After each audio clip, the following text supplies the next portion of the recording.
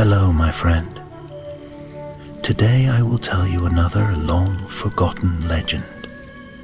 Close your eyes and let the magic transport you to Middle-earth. Our journey begins.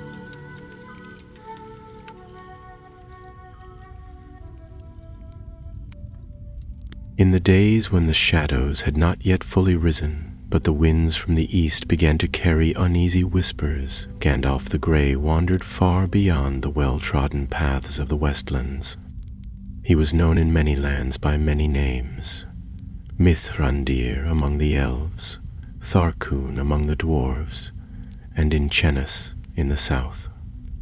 But here, in the forlorn and frost-bitten north, he was a stranger, cloaked in grey, his staff tapping along the broken stone ways of long-forgotten realms. It was the tail end of autumn, and the mist was thick over the hills of Rudar. The ruins of Carn-Dûm loomed in the distance, jagged black stones piercing the clouds like the ribs of some fallen beast. Once, this place had been the dark heart of Angmar, the dread realm ruled by the Witch King, who had fled long ago before the wrath of the North. But evil does not die easily. It lingers like smoke in old stones. Gandalf had come here following a troubling tale told by an old ranger of the North. Strange lights were seen among the ruins. The dead did not rest in their barrows, and birds that passed overhead fell lifeless to the earth. Something had stirred. Something that should have remained buried. He climbed the slope alone, his cloak wrapped tightly against the cold wind, his eyes ever watchful beneath the brim of his wide hat.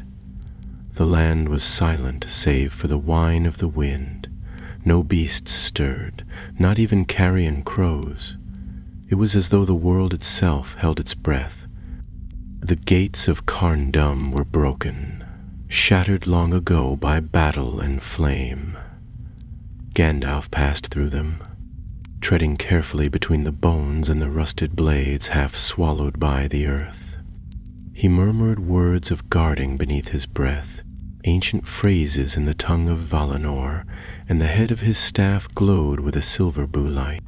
Deeper into the ruins he walked, until he found what he sought, a dark stair descending into the depths. It was not carved by dwarves, nor shaped by elves. It was older, cruder, as though some long-dead thing had burrowed into the roots of the mountain. He hesitated but a moment, then descended. The air grew colder as he went, and the walls wept with black moisture. At the base of the stair was a vast hall, pillars cracked and leaning, filled with the stench of long decay. A faint glow pulsed in its center, a stone, smooth and pale, resting upon a broken altar. Gandalf approached, frowning. The stone was no jewel. It was a seeing stone of sorts, but not of the kind wrought by the elves or Númenóreans. As he drew near, the air shimmered, and a voice rose from the shadows. "You should not have come, Grey Wanderer." It was neither male nor female, but cold and dry, like the breath of winter through a dead tree. Shadows coiled in the corners of the hall, and from them emerged a shape, tall and gaunt, robed in remnants of black and iron, its face hidden beneath a helm of thorns. "A remnant of Angmar," Gandalf murmured. "You have no power here."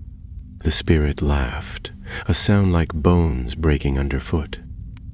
"Power is a matter of presence. You have stepped into the place where I was bound. You have broken the seal." The stone flared with a sickly green light.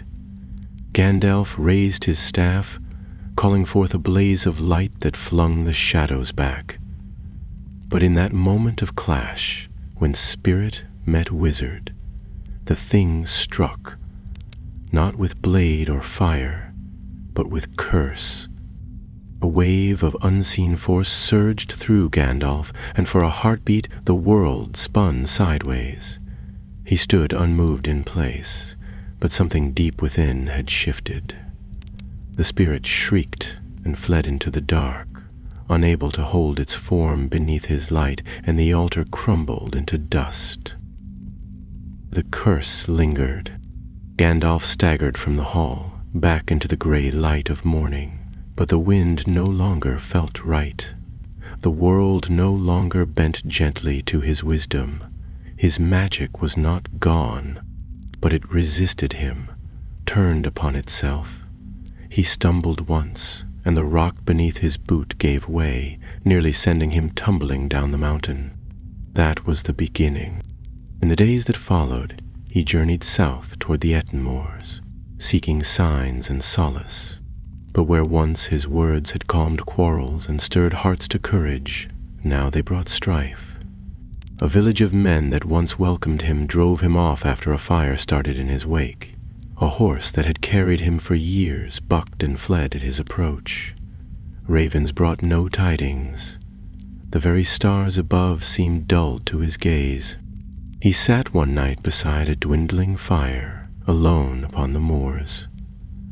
The stars shimmered faintly overhead, but even their light brought him no comfort.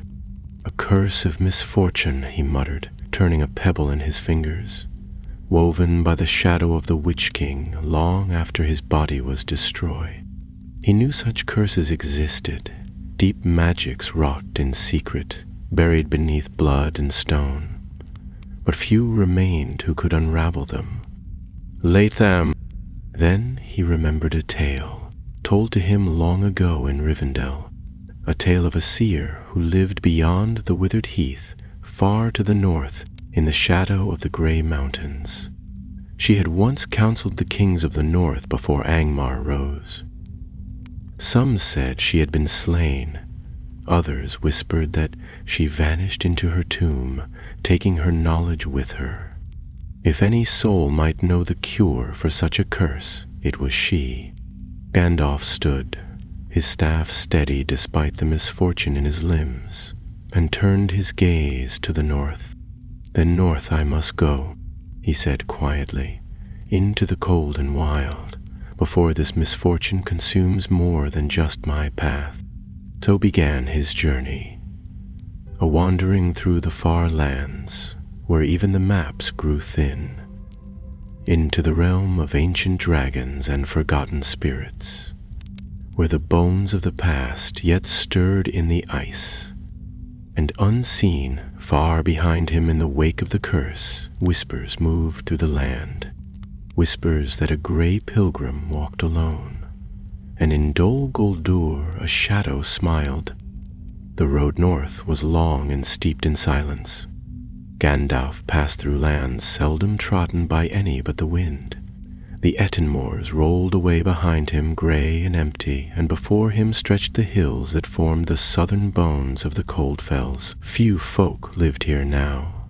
The kingdoms of Arnor were long broken, and even the rangers were sparse, scattered thin across a land that had not known peace in many lifetimes. He traveled with care, his cloak pulled tight and his staff leaning heavily in his hand.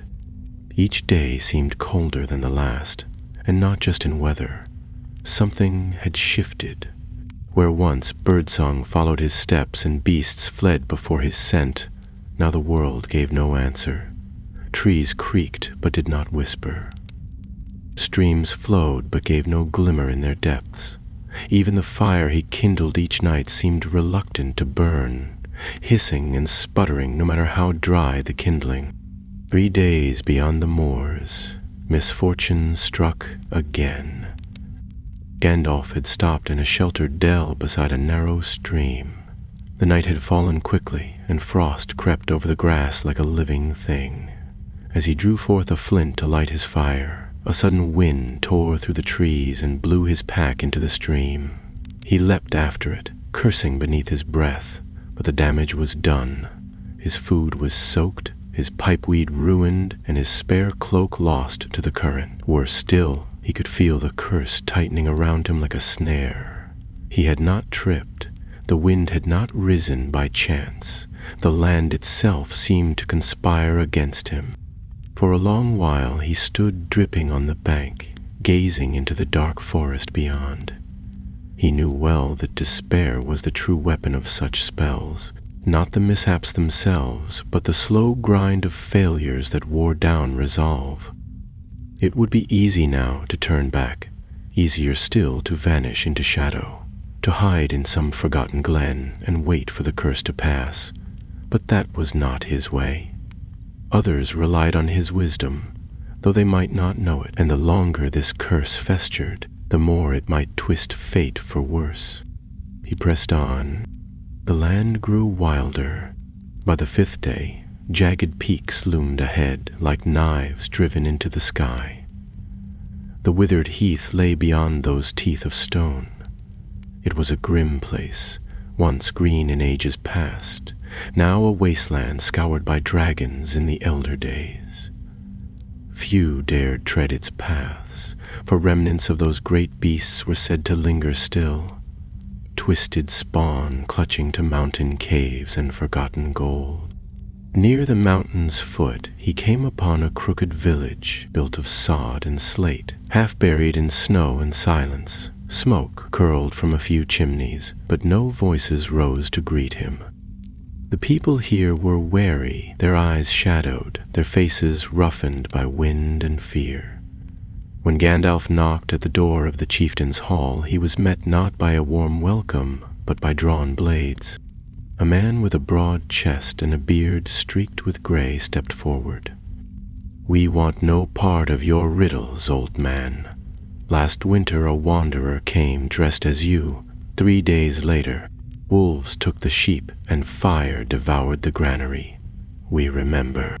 "I am not that wanderer," Gandalf said, holding his staff upright and lifting the brim of his hat.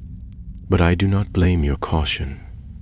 The world has grown stranger than it once was." The chieftain studied him for a long moment, then gestured sharply.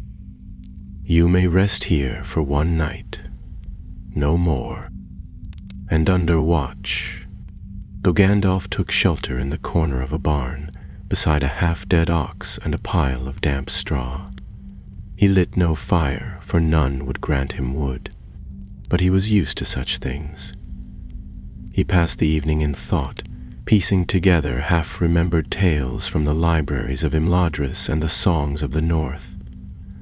Somewhere beyond the farthest ridge, beneath the tallest peak of the Grey Mountains, the tomb of the seer waited. Her name had been lost, but her legend remained, a woman who spoke with the wind and bound evil with her voice alone. She had vanished during the fall of Rudar, some said taken by the Witch King himself. Others claimed she fled to the mountains, sealing herself within stone to guard her wisdom from evil hands.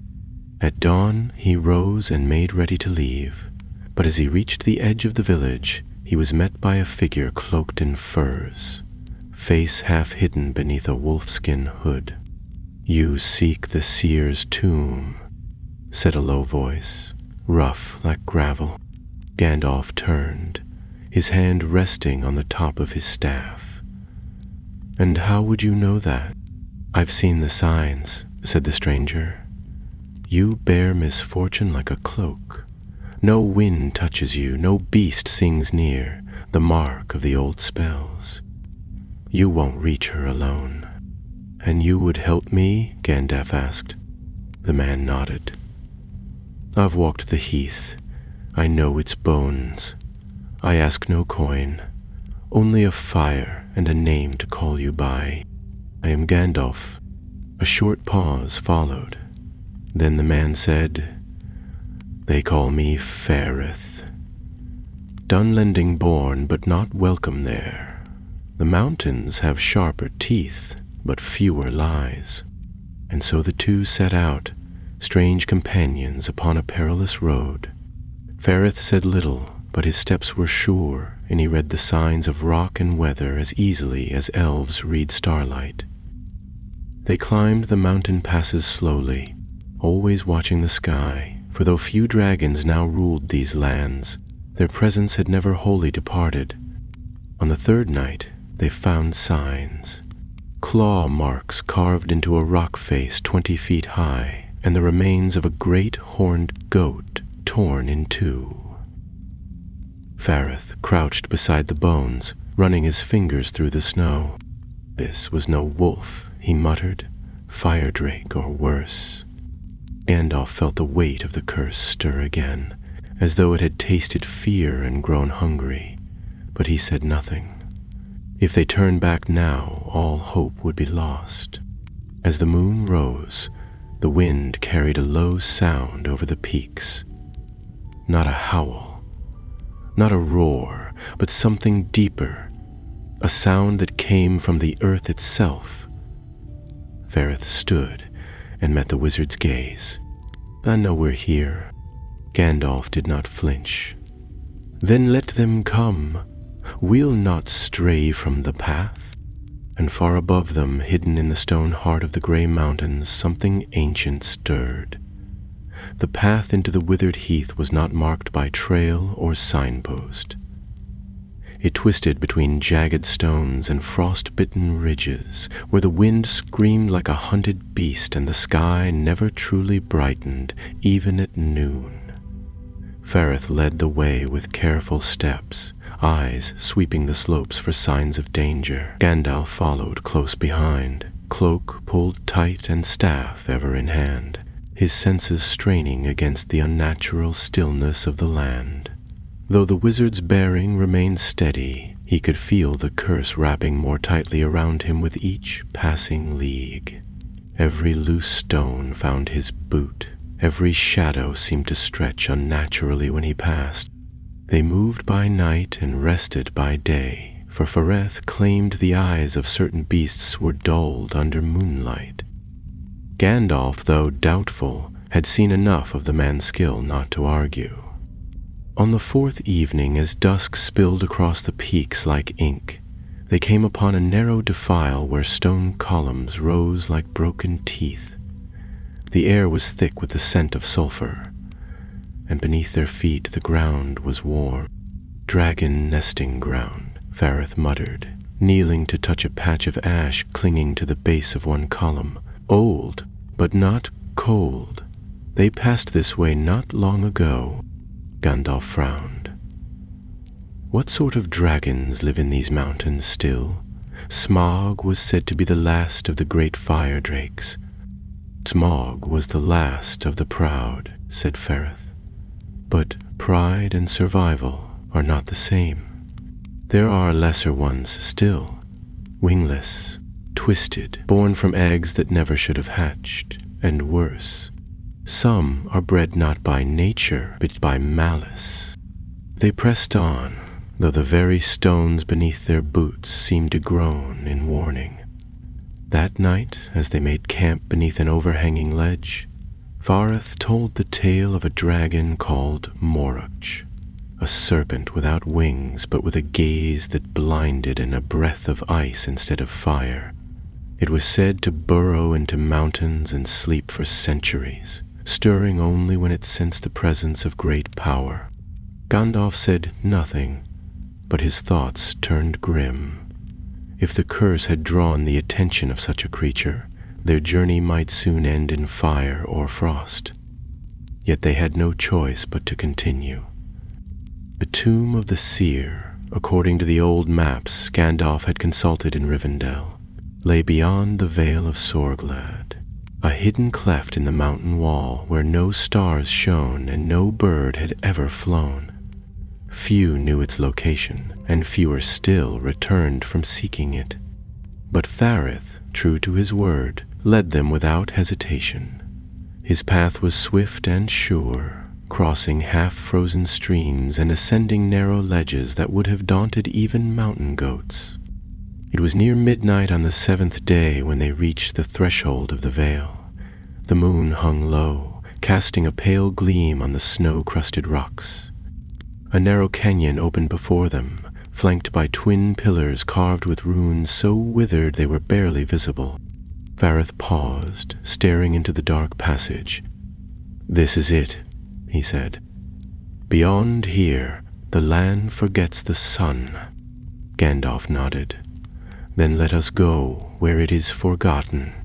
They entered the vale in silence.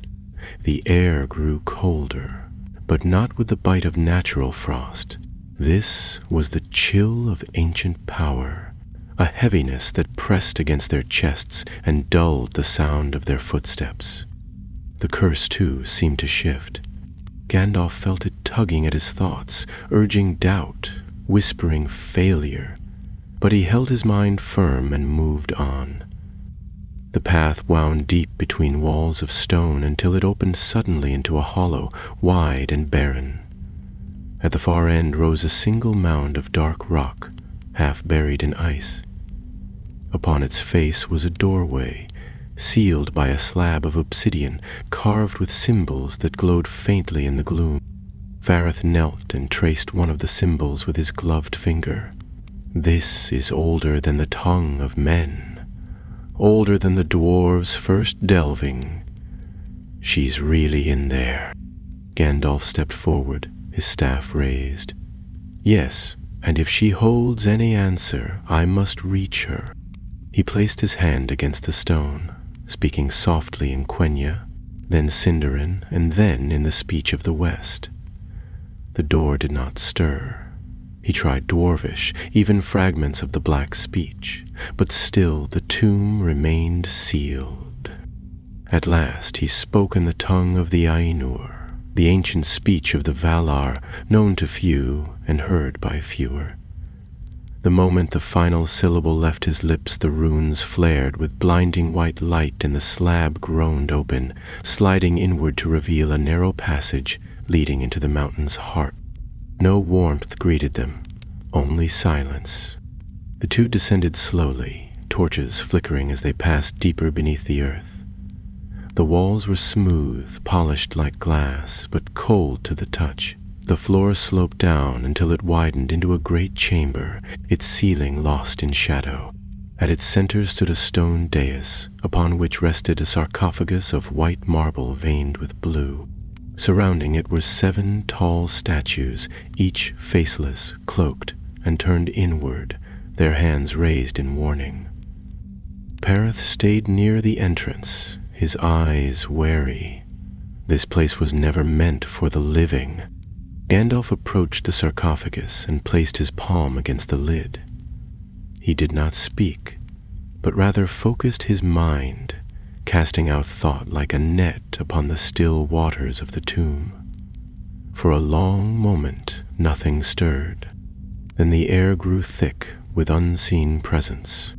A soft voice echoed in the chamber, neither young nor old, neither male nor female.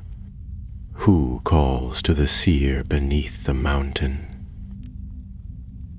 "I am Gandalf, servant of the secret fire, bearer of misfortune not my own. I seek the wisdom of one who bound darkness with her song." There was silence. Then the voice replied, softer than before, "You bear the curse of Angmar. It clings to you like smoke to cloth. Can it be undone?" "Yes, but the price is not small." "I will pay it," Gandalf said. The lid of the sarcophagus slid open with a slow grinding sound. Inside lay no corpse, but a figure of light, shaped like a woman robed in shadow and stars. Her face was serene, her hands folded over a silver circlet. She opened her eyes. Fareth fell back a step, gripping his knife, but Gandalf did not move. The seer spoke again. "You must find the well of mirrors and cast into it the shard of your own misfortune. Only then will the curse unravel. But beware, the mirror reveals not only truth, but temptation." "Where is it?" Gandalf asked. "In the hollow of murmurs, west of the Wormspire. But others seek it too, those who would twist its power to serve the shadow." The seer's form began to fade. "Go swiftly, Grey Wanderer, or the next voice you hear may be your own undoing." The chamber darkened, the lid closed. and deep beneath the mountain, a new fear stirred in Gandalf's heart. Not of failure, but of what he might find within the mirror. Left the tomb at dawn, though the veil still knew no light. The darkness that cloaked the hollow had not lifted, but Ferrith said the wind had changed, and Gandalf agreed. The air was thicker, heavier, as though some unseen watcher now stirred in the heights above them. Neither spoke as they retraced their steps through the narrow pass, boots crunching over frozen gravel and ice-coated stone. Only once, when they reached the edge of the vale, did Gandalf glance back. The dark doorway had sealed itself again, the rune-lit slab now cold and lifeless. Whatever spirit had dwelled within, it had returned to its slumber. They climbed steadily westward, their breath misting in the cold. The gray mountains loomed ever more jagged around them, the spires clawing at the sky like the ribs of ancient beasts. Fareth said little as they walked, but Gandalf noticed how often his companion scanned the ridges above, one hand never straying far from the hilt of his knife. By the time the sun crept across the sky, weak and distant, they had reached a broad ridge from which the peaks of the Wormspire could be seen, sharp and black against the clouds, like the broken fang of some long-slain monster. "It's 3 days' climb to the Hollow of Murmurs," Fareth said, his voice quiet. "We'll need to circle west and descend into the lowlands before climbing again." "And the dragons?" Gandalf asked, adjusting his cloak as a gust of wind sliced through a narrow gap in the stone. "They'll know we're near. Some might come out to watch. Most won't bother. Unless they smell magic." Fareth gave the wizard a pointed look. "Which you've been carrying like a beacon since the moment we met." "That cannot be helped," Gandalf replied. "Even the dullest of them would sense the curse. If they come, we'll deal with them." The next day passed in wary silence. The path turned steep, winding through narrow gullies filled with scree and snow. On more than one occasion the ground gave way beneath their feet, sending stones tumbling down the slopes to vanish in the mist below. The misfortune that followed Gandalf seemed to grow bolder the closer they came to the hollow. A boulder dislodged itself from a cliff above and missed them by only a few strides, and the rope snapped as they descended a frozen ledge. And Gandalf was saved only by a ferret's quick grip. Even the torches refused to burn steadily, sputtering and dying without cause. On the second night they made camp in a shallow cave sheltered beneath a granite overhang. Fareth built the fire while Gandalf sat cross-legged on a blanket of pine boughs, rubbing his hands and muttering to himself. The flames danced uneasily, casting strange shadows on the cave walls. Fareth passed him a bit of dried meat. "You've been quiet." "There's much to consider," Gandalf said, chewing absently. "The seer spoke of others seeking the mirror. That concerns me more than any drake." Fareth nodded. "There are things worse than dragons in these mountains. You've seen them?" "I've heard them," he said. "Voices at night, footsteps that leave no tracks. Once, I found a tree with iron runes carved in the bark, runes older than any craft I know." Gandalf frowned. "That sounds like work of the Black Speech, Sauron's tongue." "Could be, or something older." The fire flickered low, and the cave fell quiet for a while. Outside, the wind howled through the peaks, bringing with it the distant creak of ice. Gandalf stirred and reached into his pack, pulling forth a small pouch tied with silver string. He opened it slowly, revealing a single white gem, no larger than a robin's egg, but glowing faintly from within. Fareth leaned closer. "What is that?" "A Silmaril," Gandalf chuckled. "No, nothing so grand. It's a light stone from the mines of Erebor. A gift from Dane years ago. It holds just enough light to guide the lost. You think we'll need it? I think we already do. At dawn, they climbed again, reaching the crest of the final ridge by mid-morning. Below lay the Hollow of Murmurs, a bowl-shaped valley carved into the roots of the Wirem Spire.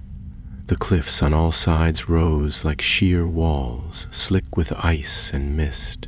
The only entrance was a narrow gap between two leaning pillars of black stone, shaped like fangs. A stream trickled from between them, running silver and cold over the rocks. Beyond, the hollow lay still, its floor scattered with the broken bones of beasts too ancient to name. As they descended, the air grew colder, not merely by temperature, but in spirit. Every sound seemed muffled. The wind no longer howled. Even their footfalls on the stone sounded distant, as though swallowed by the land itself. Gandalf gripped his staff tightly, eyes scanning the shadowed cliffs.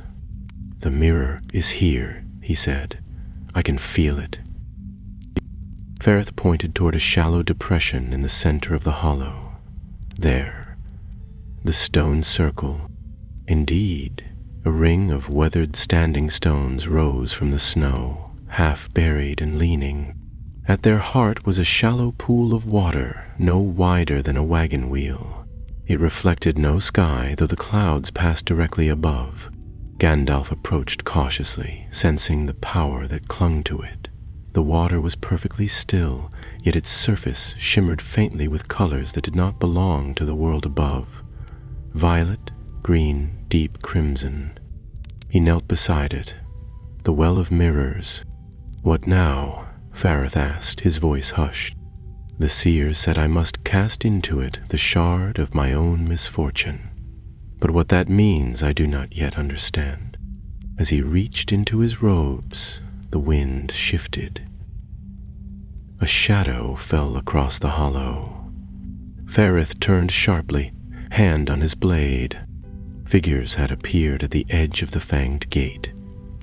3 of them, robed in black and gray, their faces hidden by hoods. They moved without sound, gliding across the stones as if borne by wind. "Not dragons," Farith murmured. "No," Gandalf said, rising slowly. "Worse. These are wraith servants, not the Nazgul themselves, but bound to their will." The figures halted 10 paces from the stone circle. The one in the center lifted a hand. "You carry what is not yours, Mithrandir, and you trespass where none are welcome," Gandalf replied. "The mirror belongs to the shadow now. Leave, and we will not strike." "I think not," said the wizard. "You've come too late." In a swift motion, he raised his staff, and white light burst forth, blinding and hot. The wraith servants shrieked, stumbling backward, but the curse surged within him, twisting his power mid-spell. The light flickered, sputtered, and then failed. The lead wraith lunged. Gandalf staggered but stood his ground. "To the water!" he shouted. Farith sprang forward, grabbed the pouch from Gandalf's hand, and hurled the lightstone into the mirror. The gem struck the surface with a hiss, and the pool erupted in silver flame. The light exploded outward, washing over the hollow. The wraiths screamed and vanished like smoke in a gale. When the light faded, Gandalf knelt at the mirror's edge. The surface was still again, but the colors were gone. Only a quiet silver sheen remained. He breathed heavily, the curse still clinging, though weakened. Farith sat down hard on a nearby stone, shaking his head. "Well, that was worse than dragons." Gandalf smiled faintly. "We're not done yet," because in the moment the light had cleared, he had seen something deep in the mirror. His own reflection, yes, but standing beside him had been another figure, hooded, watching. and it had not vanished with the wraiths. There remained in the hollow until the sun set behind the Wormspire, casting long shadows across the ring of standing stones.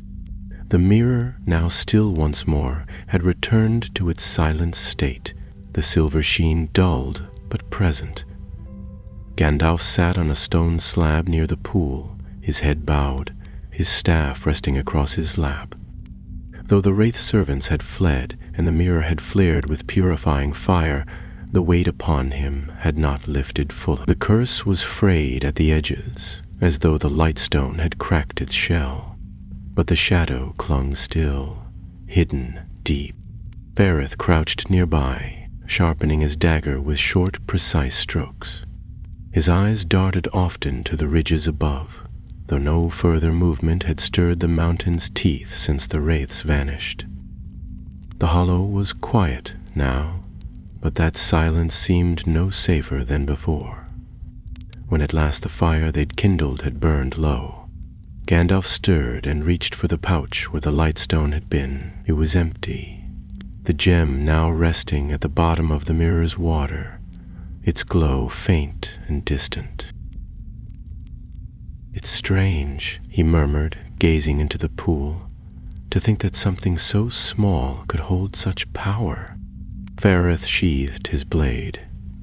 "Strange or not, it worked. Those things would have killed us." "No," Gandalf said, and his voice was distant. "They would have done worse than kill." He stood slowly, brushing dust and ash from his robes, and turned to face the ring of stones. "There's more at work here than a simple curse. I saw something in the mirror before the wraiths fell, a figure cloaked in gray, not unlike myself, watching from just behind, but there was no shadow and no reflection. It was not a trick of light." Ferrith frowned. "You think the mirror showed you someone else?" "Perhaps. Or perhaps it showed what I might become." "That's not very reassuring." "No, it's not," Gandalf said, and his tone was sharper than before. "The mirror tests more than just courage. It tempts. It whispers promises of what could be, should one only reach out and take." Ferrith stood, brushing snow from his knees. "So, what now? You said the curse isn't gone." "Weakened it," Gandalf admitted. "The mirror revealed its root, weakened it, but did not break it. That may have been beyond its purpose. Or perhaps I've not yet understood what price must truly be paid." "Then we leave?" the man asked. "Back the way we came?" "No," Gandalf replied. "We go forward." Ferrith looked puzzled. "Forward to what?" "To the source. To the mountain where the shadow first grew." Gandalf's eyes turned westward, to the black spire that loomed in the distance, its peak veiled in mist. "There is a fortress carved into the stone beyond this range. Gath Olden it was once called. In the tongue of men it means the Deep Watch. Long ago it was a place of vigil against Angmar, but it was taken, twisted. The seer's curse was born there, I am certain of it."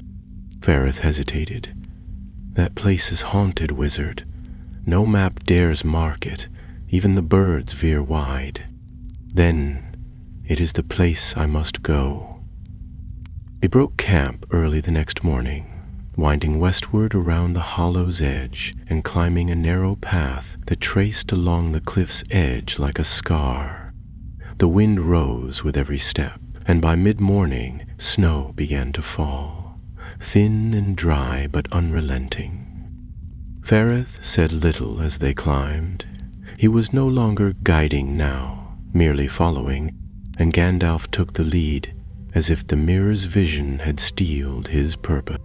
By afternoon the clouds had thickened into a flat gray ceiling, and the path narrowed again, pressing them between a sheer wall of ice and a drop of several hundred feet. More than once they had to stop and brace themselves as gusts of wind threatened to knock them from the ledge. Once, a boulder fell from above and shattered on the path just ahead of them, sending sharp fragments flying. "The curse again," Ferrith muttered as they ducked behind a rock. "It wants you dead." "No," Gandalf said, lifting his head as the wind died. "It wants me broken." They reached the saddle of the ridge near dusk and beheld Gath Uldun for the first time. The fortress was hewn directly from the black stone of the mountain, its towers jagged and narrow, its gates long broken. No banners flew, no torches lit its walls. It crouched like a spider in the cleft of the mountains, watching, waiting. Fareth's face grew pale. "We shouldn't be here." Gandalf gripped his staff and walked forward. "All the more reason I must be." They made camp just beyond the outer wall, hidden beneath a rocky overhang. Neither spoke much that night. Even the fire seemed dim, its light swallowed quickly by the surrounding darkness. Ferrith cleaned his weapons, checking each strap and knot, while Gandalf pored over the memories the seer's voice had stirred. At the heart of Gath Uldun, beneath the mountain, was a hall of black glass and iron. It had once held a vault, protected by spell and sword alike. When the Witch King took it, he poured his will into that place. He broke the vault, destroyed the guardians, and used it to forge a new kind of curse, not one meant to kill, but to unravel. A curse made to break the minds of the wise, to isolate, to corrupt, to rot strength from within. It had not been finished before he was driven from Angmar, but fragments had lingered. One such fragment had slept in Car Dum until Gandalf unknowingly awakened it. Now he would finish what had been begun, either to cast the shadow back into the void or fall beneath it. The next morning they crossed the outer courtyard, passing beneath shattered archways and beside towers that leaned like drunken sentries.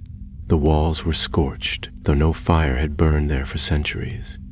No bones remained, but the echo of fear lingered in the stones. At the heart of the fortress lay a great pit, covered once by a domed roof that had long since collapsed. Beneath, a stairway spiraled into darkness. They descended. Torches in hand, they moved in silence, deeper and deeper into the roots of the mountain. The stone grew warm, then hot, and soon the walls glistened with moisture. The air smelled of metal and rot. After what felt like an hour, they came upon a sealed gate of black iron, its surface carved with markings that shimmered red when the torchlight touched them. Gandalf raised his staff and began to speak in a low voice, uttering words that twisted the very air. The runes flared, and the iron groaned. Fareth drew back instinctively, shielding his eyes. With a thunderous crack, the gate split down the middle and swung open. Beyond it lay the Hall of Unmaking. It was a vast space, circular, with a high-vaulted ceiling that pulsed with faint red light. Chains hung from above, unmoving.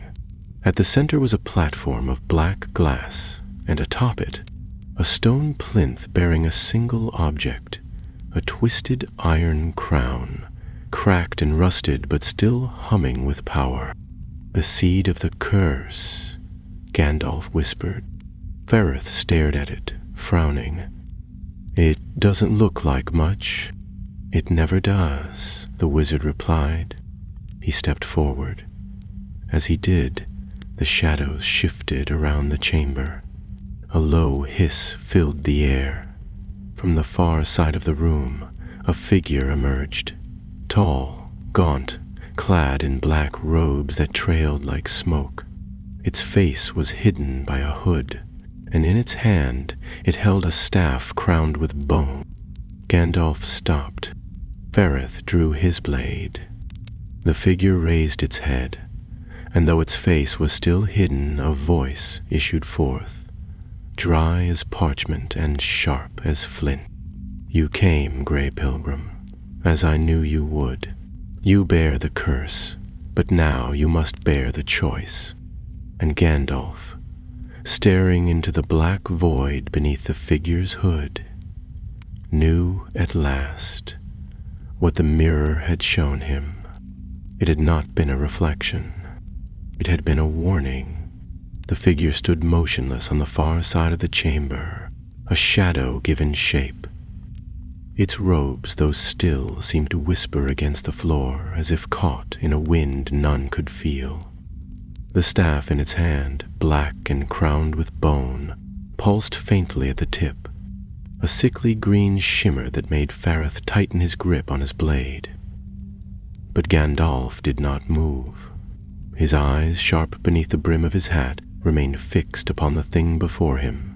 He could feel the pull of the curse again, rising like heat from stone, tugging at his thoughts, testing his will.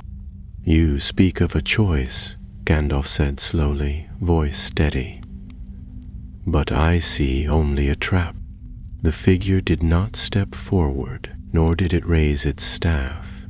Instead, its voice echoed through the vast chamber, sounding not from its lips, but from every arch and pillar, as though the fortress itself were speaking. "You came seeking the curse's end. You thought to unmake it, but its root lies not in the seer's tomb, nor the mirror's pool.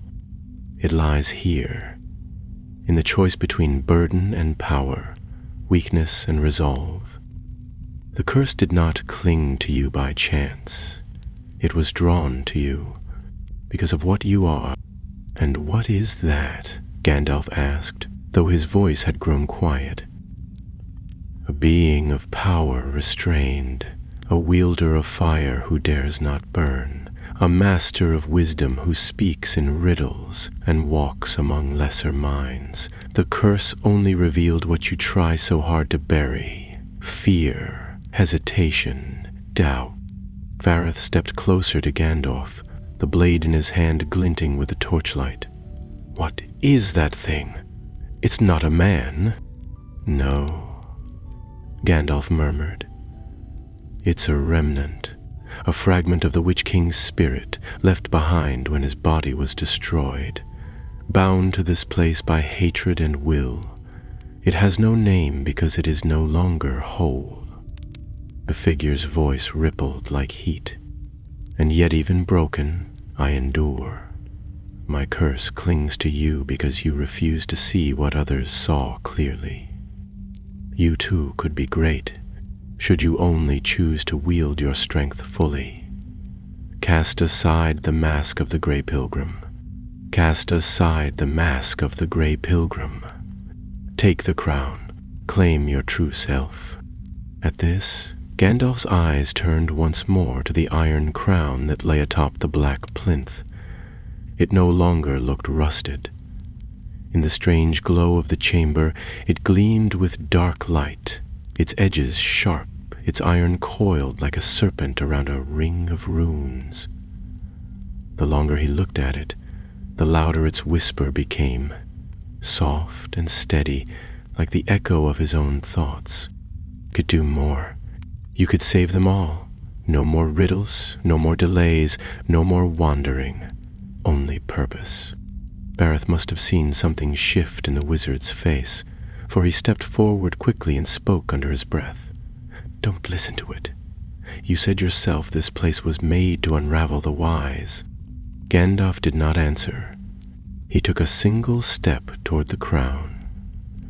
The voice from the shadows did not urge him, did not threaten or praise. It simply watched, the hooded head tilted slightly, as though awaiting a decision long foretold. "You've known doubt," the voice said softly. "In Mirkwood, when the darkness returned. In Minas Tirith, when they refused your counsel. Even among the elves you walk as one not truly trusted. How many more times must you be questioned, doubted, restrained, while evil gathers and dares the world to respond. Gandalf closed his eyes. He saw flashes of all those moments.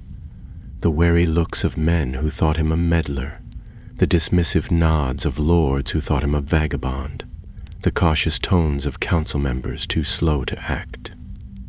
He saw the ruins of Greenwood, poisoned and black. He heard the laughter of the necromancer in Dol Guldur, and felt once more the cold press of failure. The curse fed on that. Then he opened his eyes and looked again at the crown. "I have power," he said quietly. "That is true, but it is not mine to wield as I please. My strength is not for domination. It is for stewardship, for resistance, and for hope." The figure shifted, the shadows twitching. "Then you choose weakness." "No," Gandalf said, lifting his staff. "I choose restraint." The crown flared suddenly, the runes burning bright red. The ground trembled beneath their feet. The spirit hissed and stepped forward at last, robes billowing outward, its form swelling with heat and malice. From its hood came a lightless face, neither flesh nor shadow, and its voice lost all semblance of humanity. "Then die, fool, and be forgotten." With a cry, it struck, the staff in its hand slamming down toward the black stone. Gandalf met the blow with his own staff, light clashing against shadow in a burst that shook the chamber. Fareth was thrown backward, landing hard against the wall, but he scrambled to his feet and ran forward, blade flashing. The duel was brief but fierce, the chamber filled with light and smoke, the ring of magic striking stone, the air itself warping under the force of their clash.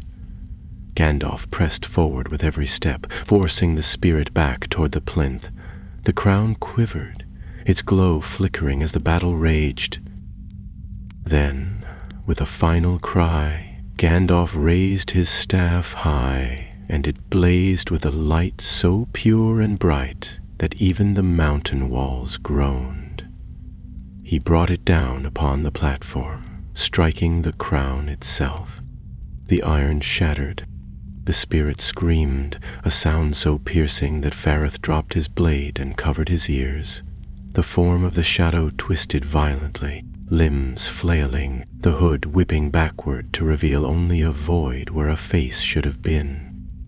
Then it dissolved into smoke and ash, blown upward into the vault above and vanishing in silence.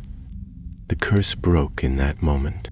Gandalf fell to one knee, breathing hard, sweat glistening on his brow. The black glass cracked beneath him, the platform split by a jagged line that glowed white, hot, before fading to cold. Fareth ran to him, helping him stand. "Is it over?" Gandalf nodded, though his face was pale. "It's broken. The choice was the key. The curse could not survive when I denied it." They left Gathol Dune before the dawn, the fortress crumbling behind them as if exhaling one final breath. The black stone groaned and split, and the gates collapsed inward, burying the cursed hall forever. When they reached the ridge once more and beheld the light of the rising sun, Gandalf turned his face to the east. The wind was clean now. Birds stirred in the trees below. For the first time in many days, he felt no shadow on his thoughts. But deep in his heart, he remembered what the Spirit had said. You too could be great. He would not speak of it again. Not in Rivendell, not in the White City, not even in the Shire among green hills and laughter. But he would remember. For sometimes the greatest danger was not in what one fought, but in what one might become. The snow had melted in patches along the mountain path, By the time Gandalf and Fareth descended from the broken ruins of Goth Uldun, though the wind still sighed across the heights and the stone underfoot remained slick with frost, the air had shifted, as if some weight had been lifted from the land itself. No longer did shadows creep unnaturally across their path, and the unsettling stillness that had followed them for days had given way to the quiet murmurs of distant birds and the rustle of pine needles. They did not speak much as they descended, both weary from the confrontation and heavy with thought. Fareth walked a few paces ahead, picking the best route down the steep slope, while Gandalf followed with his staff tapping softly against the rock. The light of morning streamed across the horizon, painting the distant peaks in hues of rose and gold, and yet the wizard's thoughts were dark and tangled. He had shattered the crown, broken the last remnant of the Witch King's unfinished curse, but he had come far too close to accepting the promises whispered by that shadow. He had not forgotten the voice. You could do more. It was not a lie, and that made it dangerous. By midday they reached the edge of the withered heath once more. The land spread before them like a scar, low hills and broken earth, twisted trees clinging to life amid rocks scorched by ancient fire. It was here that dragons once bred, where their breath had scorched the grass to ash, and their claws had carved deep into the bones of the world. Fareth stopped beside a cluster of shattered stones and crouched to refill his waterskin from a spring that trickled weakly through the rock. Gandalf sat on a low boulder and removed his hat, wiping the sweat from his brow. The sun had climbed high, but its warmth did little to ease the ache in his limbs. He could still feel the toll of his battle in the fortress. His fingers trembled slightly, and there was a stiffness in his joints that he knew would linger for days. Fareth took a swig from his waterskin, then tossed one to the wizard. "You should drink," he said. "You look older than when we started." Gandalf caught the skin and smiled faintly. That's the trouble with battles like these. Even when you win, something is taken from you. He drank deeply, then handed it back. "You've a good eye for danger, Fareth. I wonder, have you ever thought of joining the Rangers of the North?" The man shook his head. "I've spent too long hiding from men who wear cloaks and call themselves noble. I'm more useful in the places no one else dares go." "A pity," Gandalf said, standing once more and adjusting his cloak. "The Dunedain could use men like you. Still, I suspect we'll meet again, whether you choose cloak or shadow." Fareth gave a short nod but did not smile. He seemed more distant now, as though the encounter in Gath Olden had unsettled something deep within him. Gandalf did not press further. There were some wounds that healed only in silence. They camped that night beneath a rock outcrop shaped like a broken wing, shielding them from the wind that swept across the heath. Gandalf lit a small fire, not for cooking, but simply for the comfort of its warmth and light. As the flames crackled, casting flickering shapes across the stones, he drew forth a small bundle wrapped in cloth from within his robes.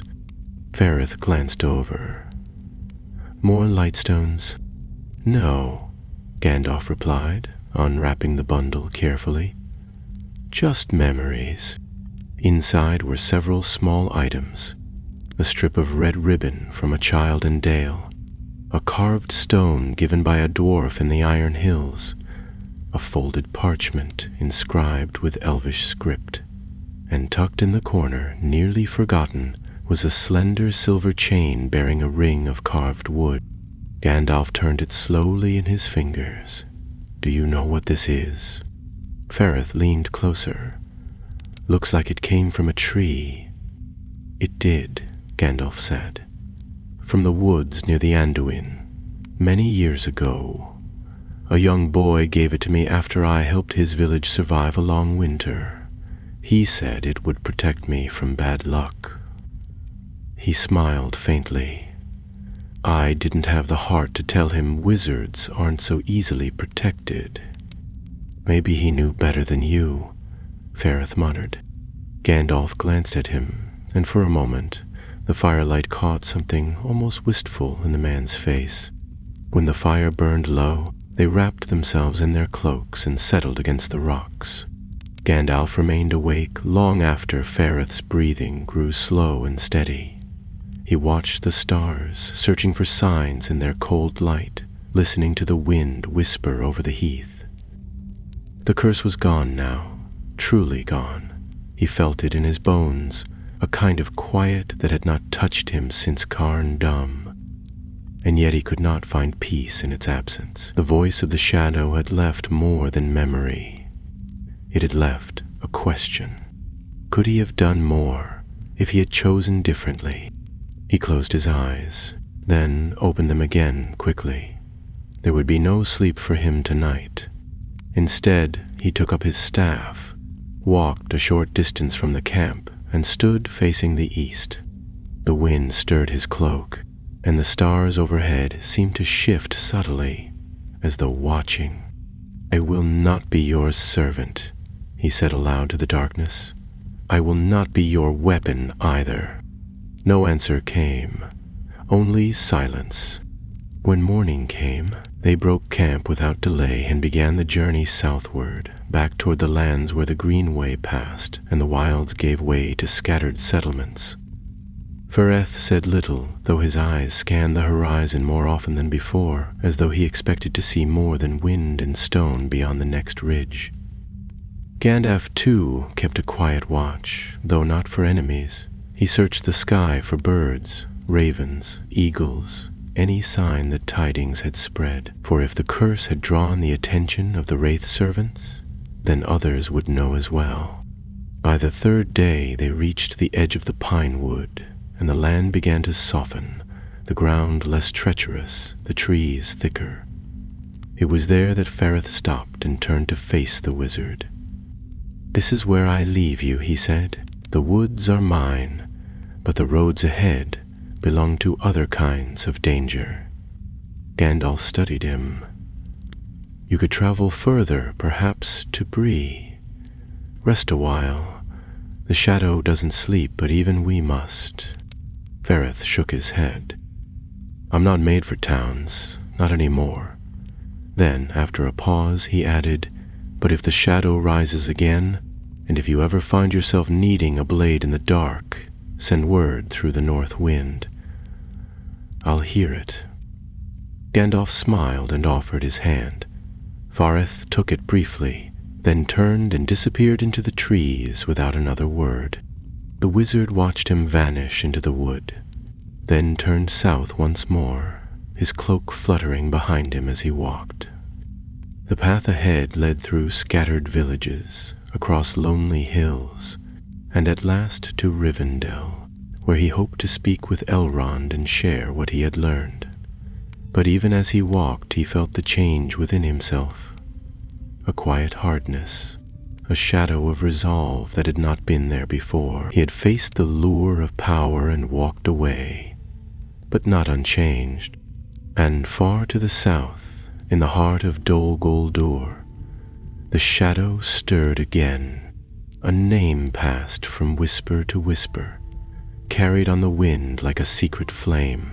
Gandalf. The eye had turned. The hills of Eriador rolled out before Gandalf in soft, muted colors, their grassy slopes painted with the gold and rust of late autumn. The air was cooler now, the sharp scent of pine fading into wood smoke and damp leaves as he left the wild mountains behind. Though the skies remained clear and the roads quiet, there was a tension in the breeze, a pressure he could feel behind his eyes like a coming storm. He knew the feeling well. It was the sense that something had taken notice.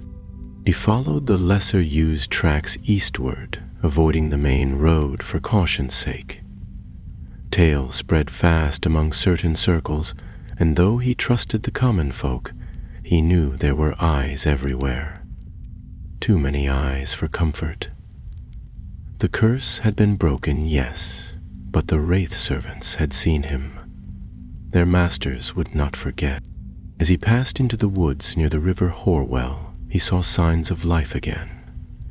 Smoke rising from distant chimneys, flocks of geese in the sky, and the occasional sound of a woodcutter's axe echoing through the trees. Yet even these small comforts could not quiet the lingering unease in his chest. He walked with his staff gripped more tightly now, and paused more often at the crests of hills, scanning the horizon with narrowed eyes. On the third evening, after passing through the ruins of an old watchtower long reclaimed by ivy, Gandalf arrived at a small way-house nestled among birch trees. The house, built of timber and stone, bore the marks of time and weather, its shutters hanging crookedly and its porch worn thin by countless boots. But the firelight within glowed warmly, and laughter drifted through the door when it opened. The doors sprang open. Inside, he found a company of men gathered around a low table, bowls of stew in hand and tankards raised in toast. They were rangers, he realized at once by the look of them, cloaks of mottled green and gray, weathered faces, and the quiet air of those who watched from the shadows. One of them, younger than the rest, but with a bearing of command, rose quickly as Gandalf entered.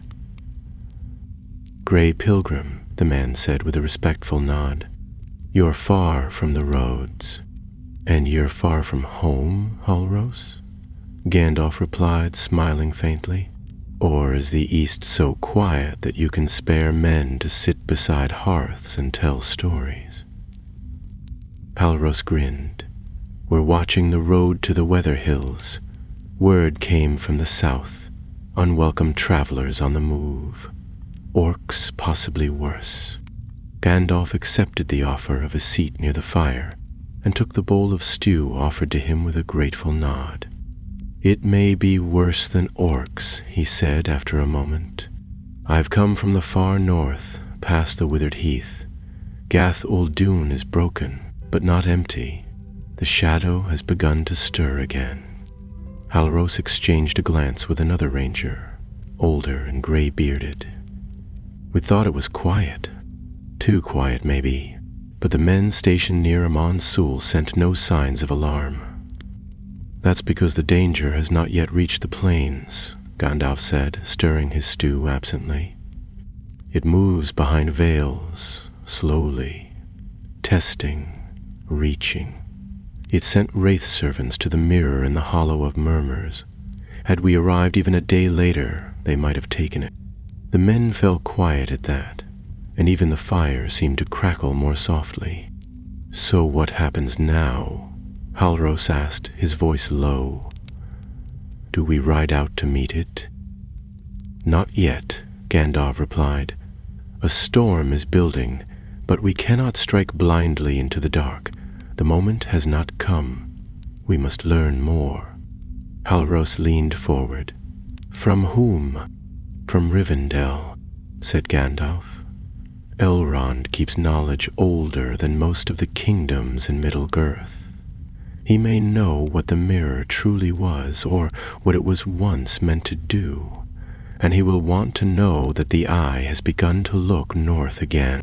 The rangers exchanged looks, but said nothing. Halros only nodded and passed Gandalf a fresh tankard of warm mead. He rested there for a night, allowing his body time to heal and his thoughts to settle. In the morning, before the mist had lifted from the fields, he set out alone. The men offered to ride with him, but he declined. He had no desire to draw further attention to himself, and besides, the last part of the journey was not far.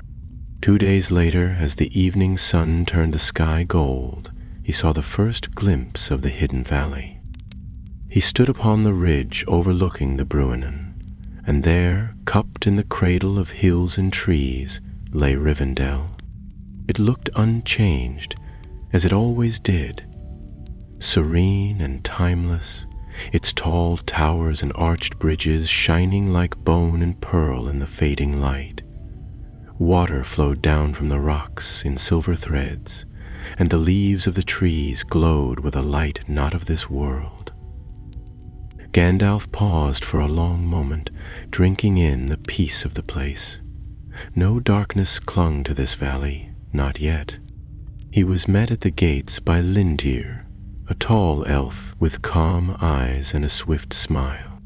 "Mithrandir," he said with a bow. "Lord Elrond bids you welcome. Word came that you were abroad in the north. We feared some ill had befallen you." "Something nearly did," Gandalf said. "But I've brought tidings too dark for doorstep talk." He was led through the halls to Elrond's private chamber, where the elf lord waited by a long window, his hands clasped behind his back. The light from the setting sun caught in his silver hair and the deep green of his robes, but there was little warmth in his face as he turned to greet Gandalf. "You come in haste," he said, offering a single nod. "And not without weariness." "There's little time for rest," Gandalf replied.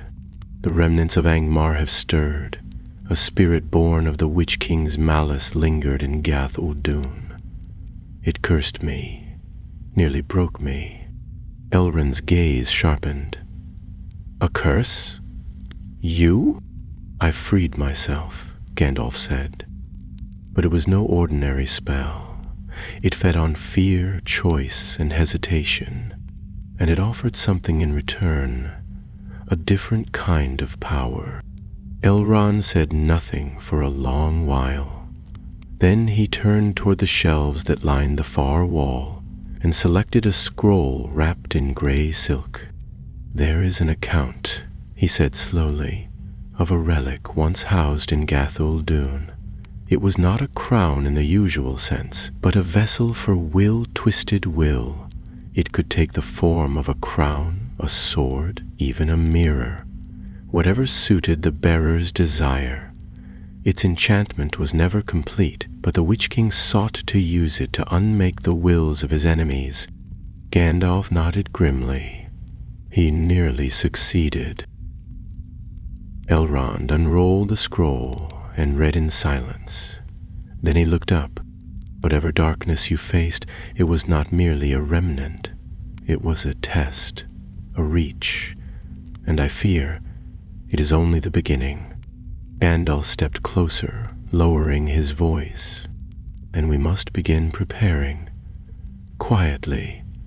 The free peoples will not act on whispers, but we can watch, listen, and light what fires we can before the night falls fully."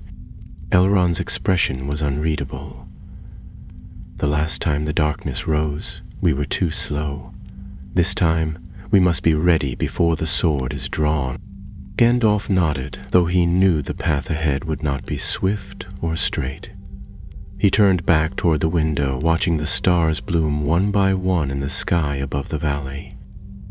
Somewhere beyond those peaks, the enemy stirred again, and somewhere beyond the enemy's reach, a quiet Shire slumbered, unaware of the storm that would one day cross its borders. But not yet. For now, there was still time. The halls of Rivendell were hushed in the days that followed, as though the valley itself listened for the whisper of coming winds.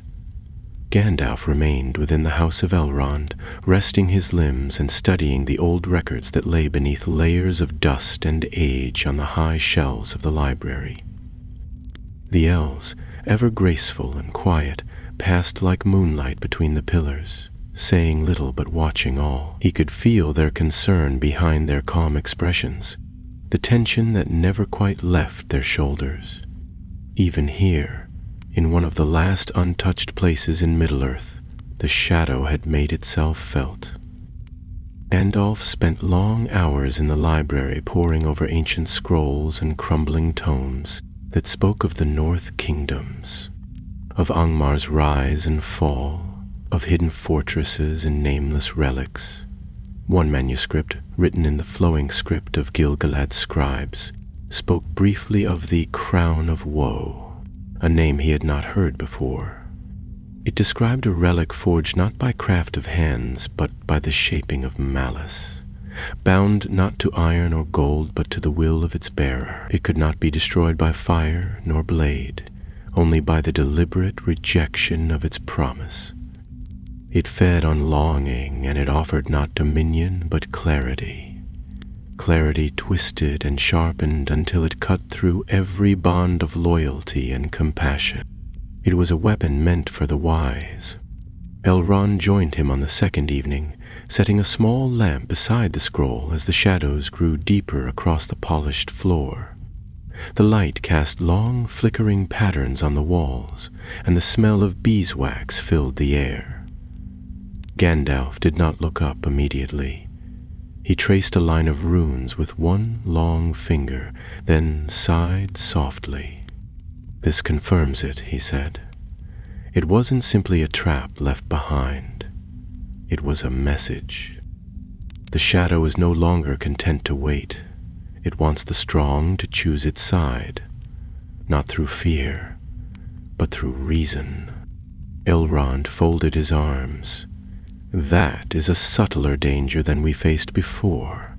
The 9 were taken by gifts and promises of power, but this is an appeal to purpose.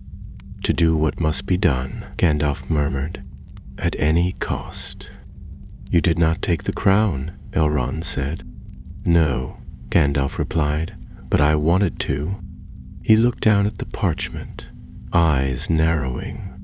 "And I may not be the only one who's been tested." A silence fell between them, heavy and thoughtful.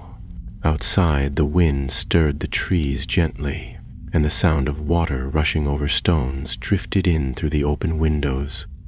The peace of Rivendell was as deep as ever, but it felt brittle now, like a surface stretched too thin. "We need to speak to Saruman," Gandalf said finally. Elrond's brow furrowed. "The head of your order has withdrawn from council more often than not. He will not come easily. Then I must go to him." Elrond did not reply at once, and when he did, his voice was low. "Do you trust him still?" "I want to," Gandalf said, "but I have not seen him since long before I journeyed north. If what I suspect is true, if these tests are not isolated, then even he may have felt the reach of the shadow. I must know where he stands." "Very well," Elrond said. "Then you must go soon, before winter closes the passes, and before the eye turns more fully to you." Though Gandalf prepared for the journey south, he left Rivendell under a sky veiled in cloud, riding upon a gray horse gifted by the elves, swift-footed and sharp-eyed. The path would lead him down through the Trollshaws, across the wide plains of Eregion, and at last to the foot of the misty mountains, where Orthanc stood like a spike of black stone in the green vale of Isengard.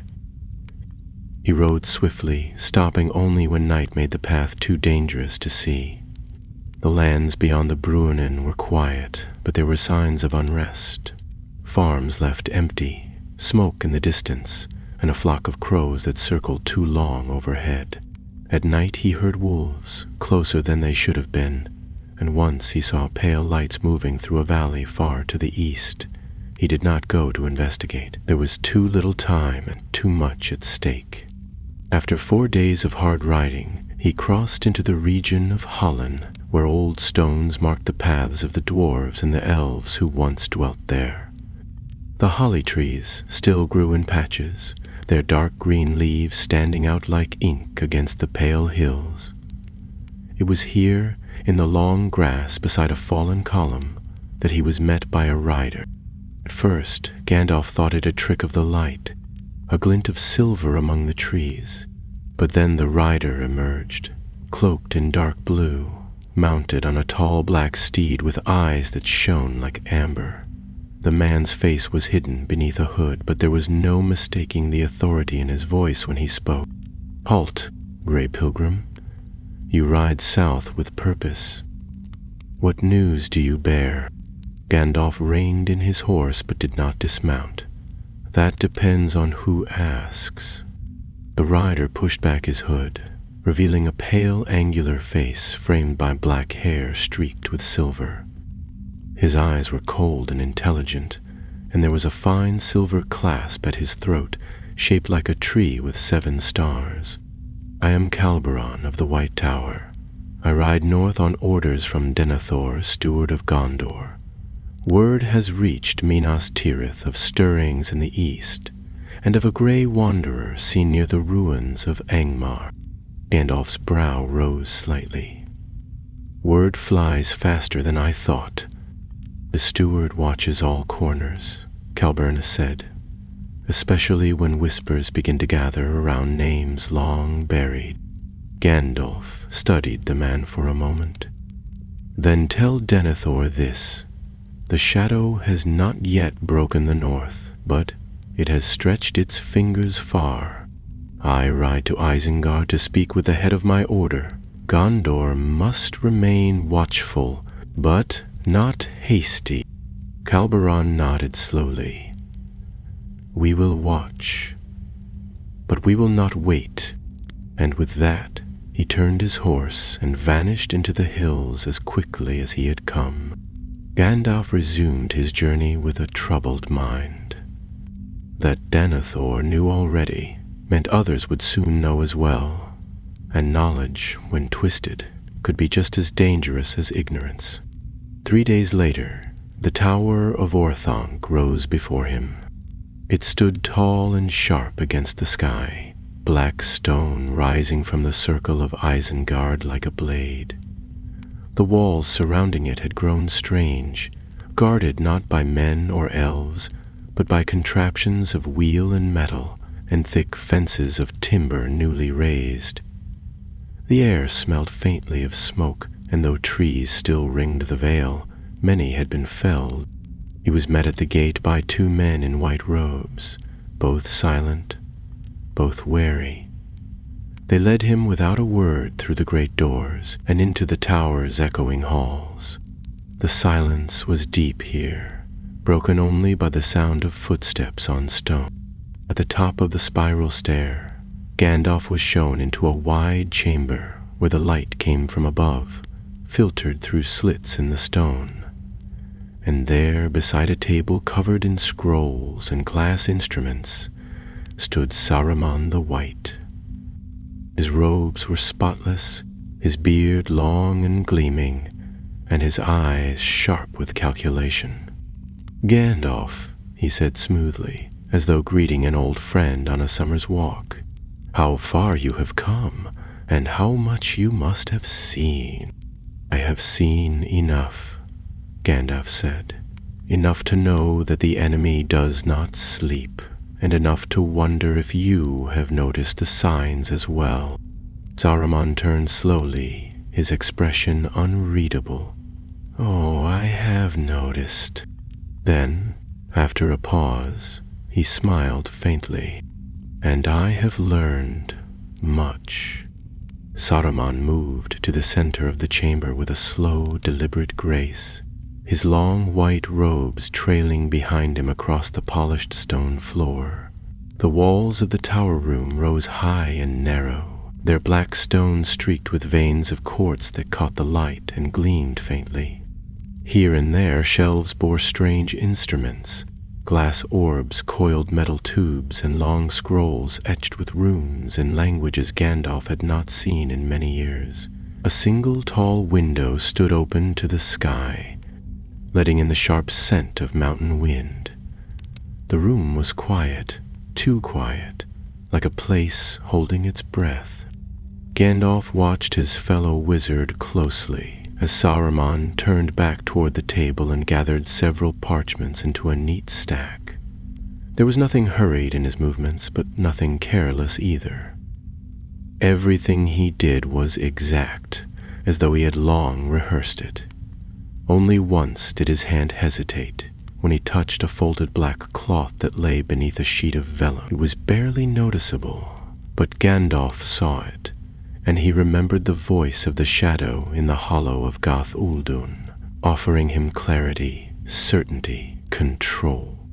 "You've been studying things," Gandalf said carefully, his eyes drifting to the arcane devices and the curious collection of scrolls that bore markings not of elves or men, things that don't often survive the passing of kingdoms. Saruman gave a quiet, humorless chuckle. A great many things do not survive, Gandalf. That is the way of the world. Wisdom, most of all, must be preserved by those willing to seek it, no matter where it lies buried. Even if it lies beneath a crown of iron, Gandalf asked, or at the foot of a throne forged in darkness. Saruman's smile did not fade, but his tone sharpened slightly. Power is not evil in itself. It is what one does with it. You know this, as I do. If the enemy rises again, we must be ready. The free peoples grow weaker with each generation. Their swords are dull, their leaders blind. The time for subtlety has passed. Gandalf took a step forward, his staff striking the stone with a soft tap. And what would you propose in place of subtlety? A show of strength? A crown of your own making? There is no need for crowns, Saruman said calmly. Only for unity, control, a single will to guide and protect, to counter the one that now watches from the east. Then you've felt it, Gandalf murmured. The eye, the presence. You've heard it whisper. There was a pause. Saruman turned away and walked toward the tall window, his hands clasped behind his back. The wind tugged at his robes as he looked out across the valley, where the trees swayed in the distance, and the mountains loomed far off under thickening clouds. I have heard many things, he said at last.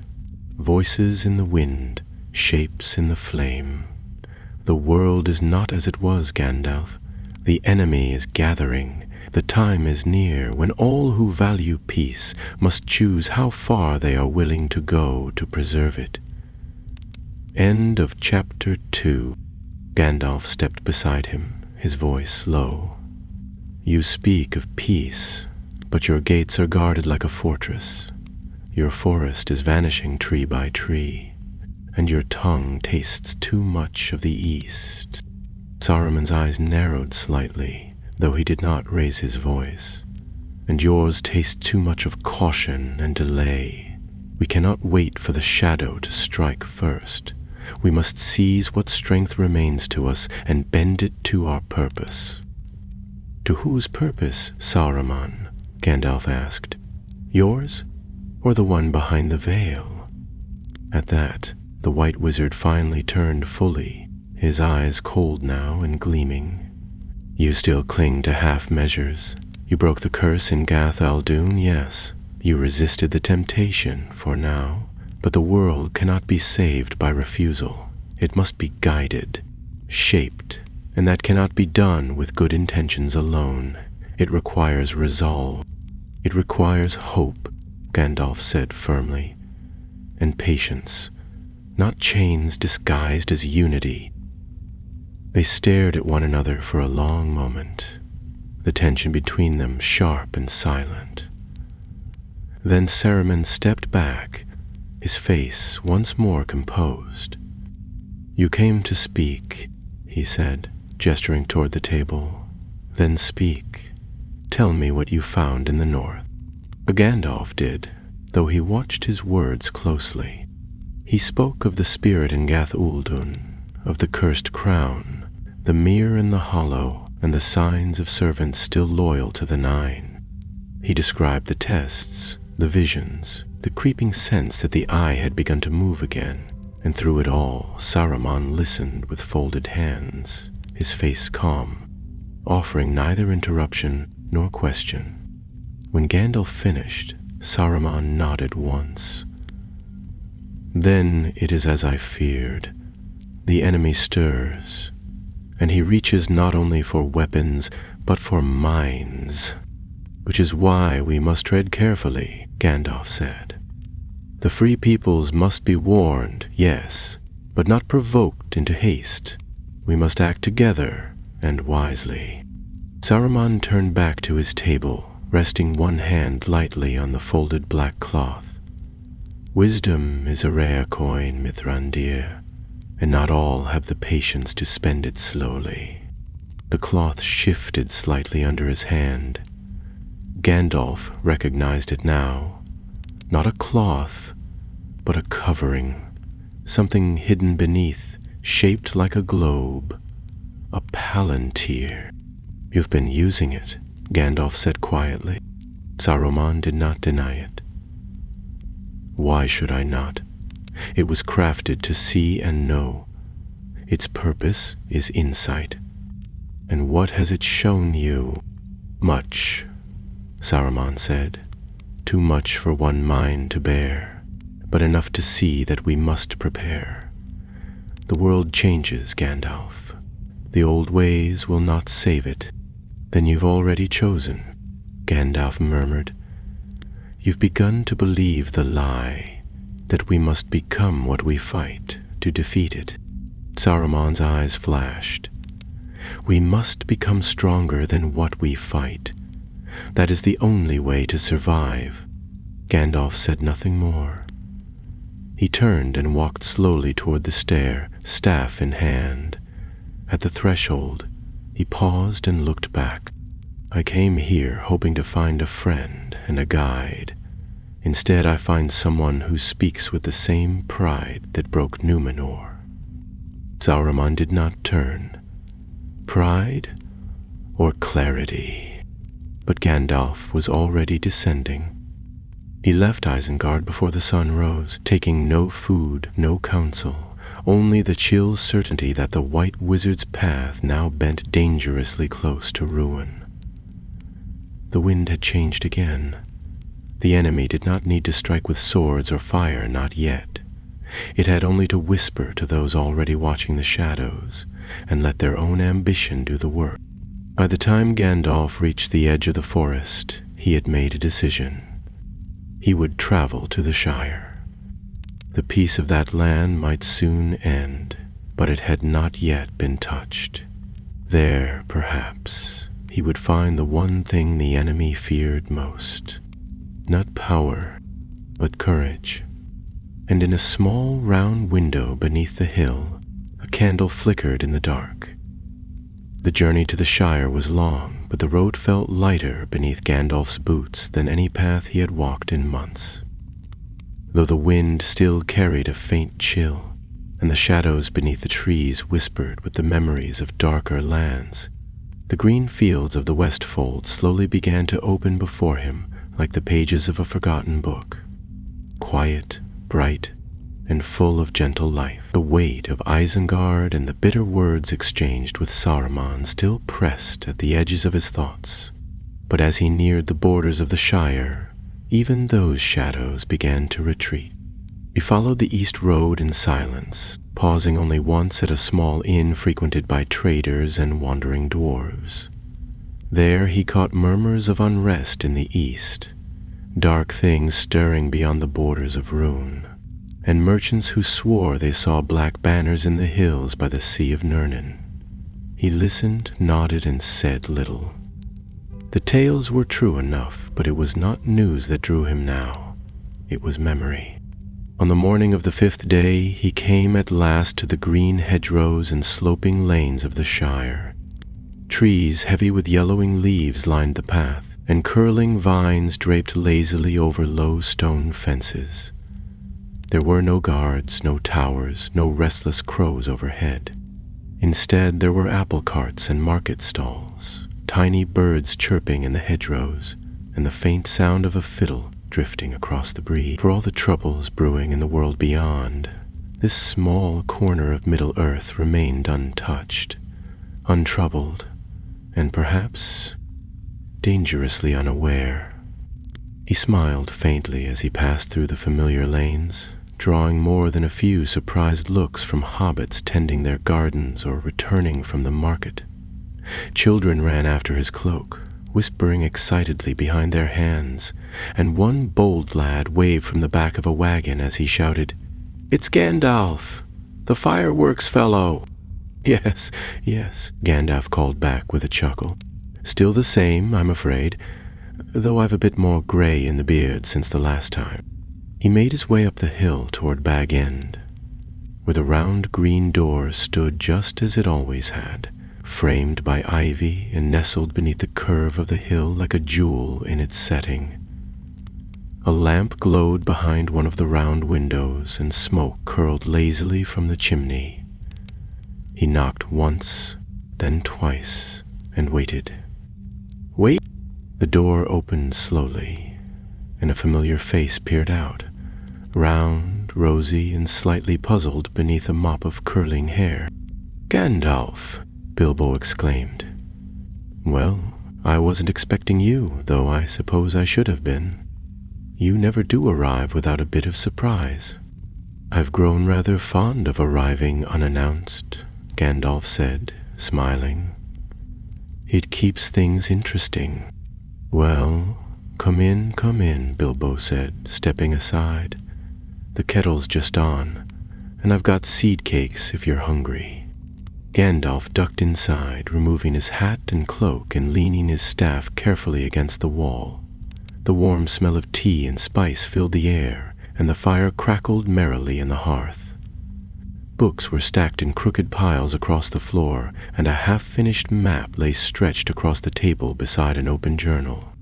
"I see you've been writing again," Gandalf said as he lowered himself into an armchair.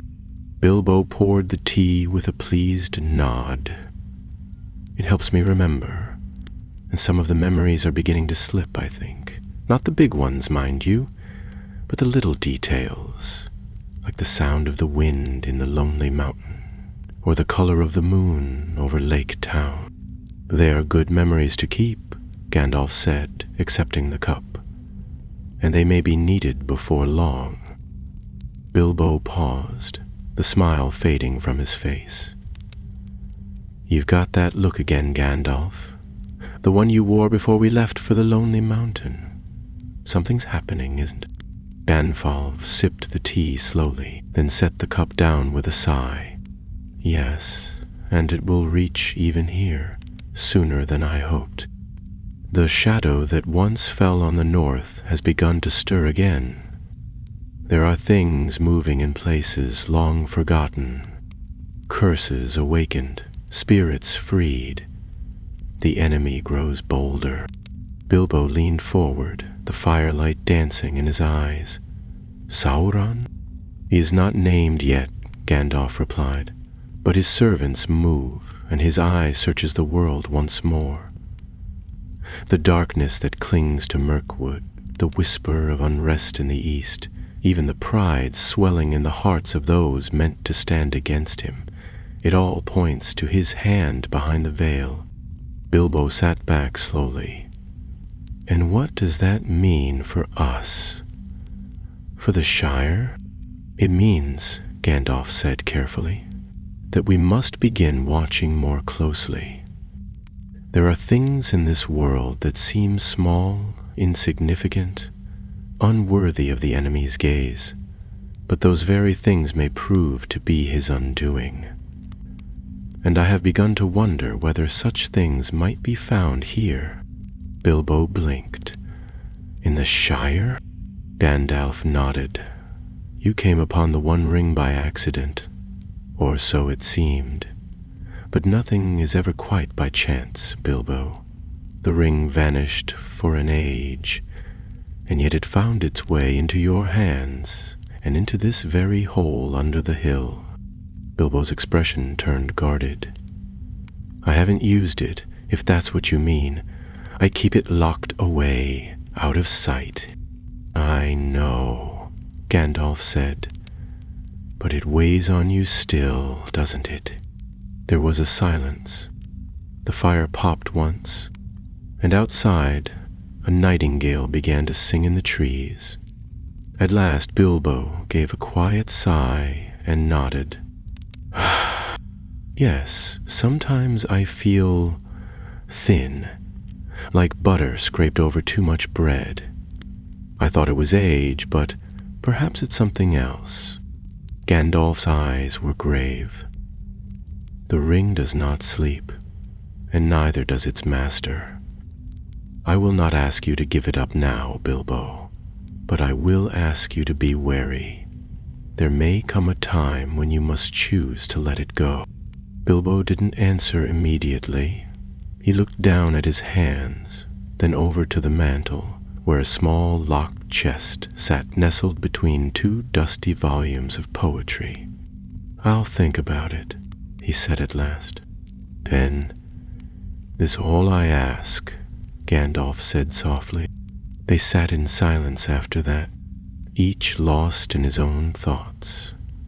The wind shifted outside, rustling the leaves, and the stars appeared one by one over the hills.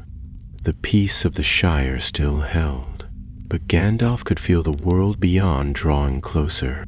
In time, he would leave again. He would return to the wild, to the counsels of the wise, and to the long road that twisted through shadow and light.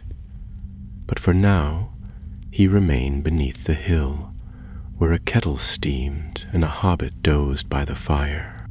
Because sometimes even wizards need a moment to breathe before the storm. The days that followed passed slowly, as they always did in the Shire, with the gentle rhythm of hearth and harvest.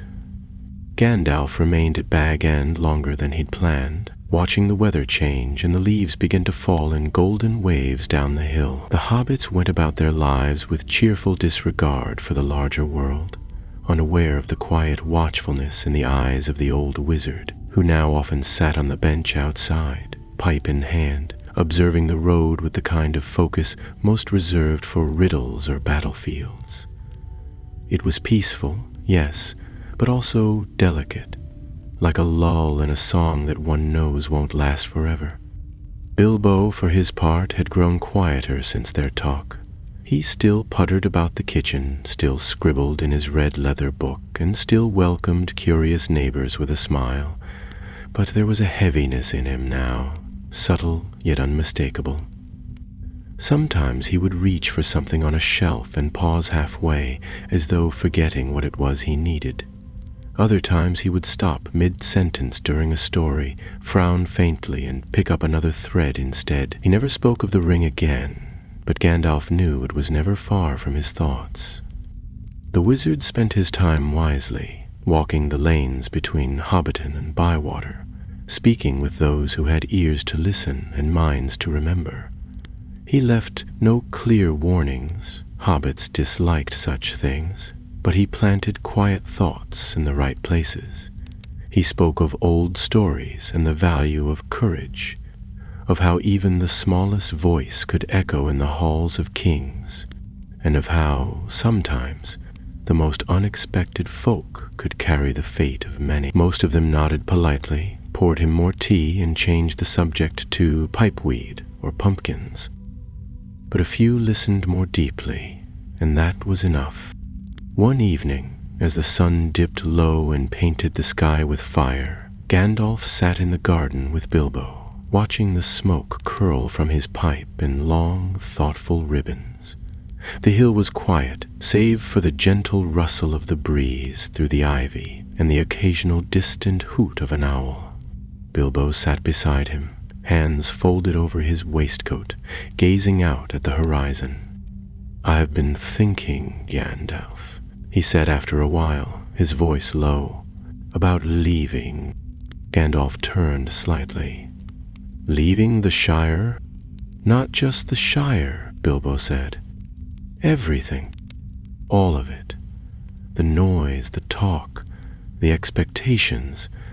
I'm not as sharp as I used to be, and I find myself longing for mountains again, for the road, a place where the past feels like a memory and not something pressing down on your chest." Gandalf said nothing for a moment. Then he nodded. "The world is changing, Bilbo. I feel it in every gust of wind. If you mean to go, do so soon." Bilbo looked down at his hands. "And a ring? That choice must be yours," Gandalf said gently. "But do not wait too long. It is not safe, not for you and not for the one who comes after." Bilbo's brow creased slightly. "And who might that be?" "I don't know yet," Gandalf replied, "but I will." Later that night, when the lamps were lit and the stars shimmered like frost on velvet, Gandalf stood by the small writing desk near the hearth and watched as Bilbo tucked the ring away once more. He placed it carefully in the same small wooden chest, locked it with a brass key, and set it back on the mantel with the air of someone returning a particularly troublesome book to the shelf. Gandalf said nothing, but his eyes lingered on the chest long after Bilbo turned away. It was time to leave again. He set out the next morning before sunrise, leaving a short note tucked under the door, though he knew Bilbo would likely see him off from the garden gate. The road gleamed faintly with dew, and the fields stretched quiet and golden in the early light. He passed through Hobbiton without waking a soul, and followed the path eastward, toward Bree, toward the old forest, and eventually beyond. There was still much to do. The council must be gathered. Messages must be sent to the elves of Lorien and the dwarves of Erebor. The steward of Gondor must be warned in clearer terms, and somewhere hidden from even the enemy's eye, the line of Isildur must be found and watched. The shadows were lengthening, and though war had not yet begun, the pieces were moving, the game already in play.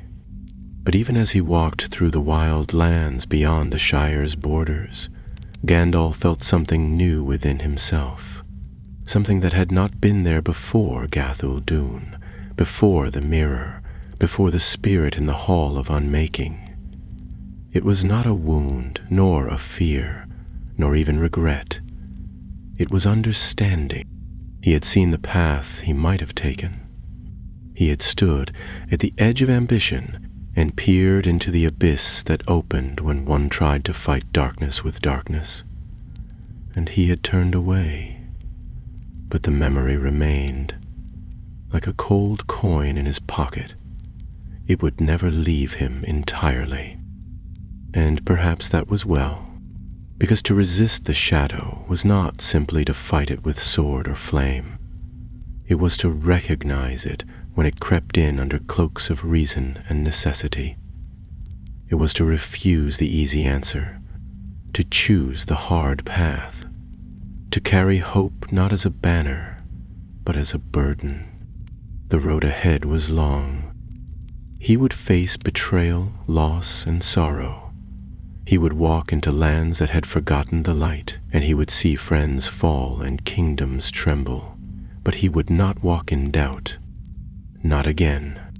And in the small green land behind him, a gentle wind stirred the leaves of a party tree, and a young hobbit named Frodo turned over in his sleep, dreaming of fireworks, faraway places, and roads not yet taken. The shadow would come, but so, too, would the light, and in between them stood the gray pilgrim.